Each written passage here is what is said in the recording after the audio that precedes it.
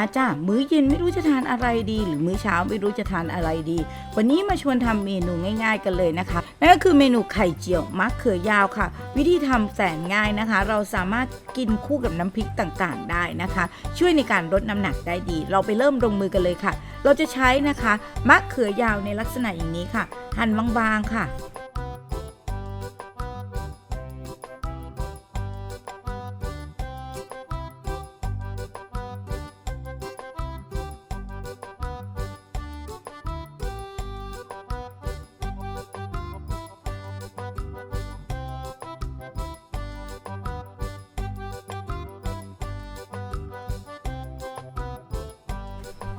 หั่นไปหลังจากนั้นเราจะใช้ไข่นะคะอยู่ประมาณ4ฟองนะคะใส่ไปเลยค่ะหลังจากนั้นนะคะใส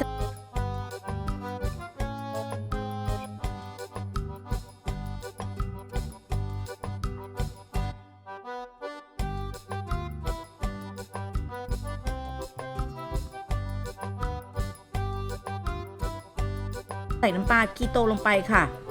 ตามชอบได้เลย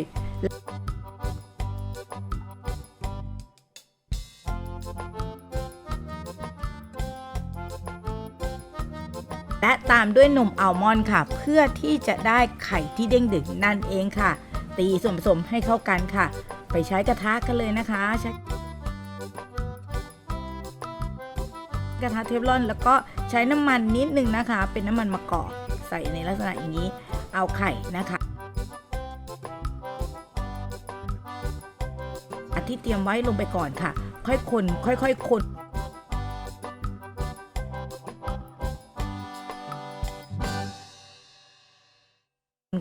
คนนะคะเพื่อให้ไข่สุกทั่วนั่นเองค่ะคนหลังจากนั้น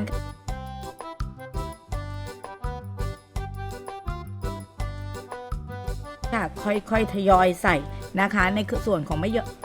ในส่วนของมะเขือยาวนะคะที่หั่นไว้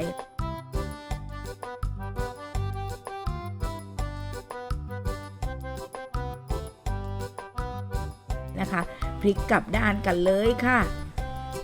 นี่ไง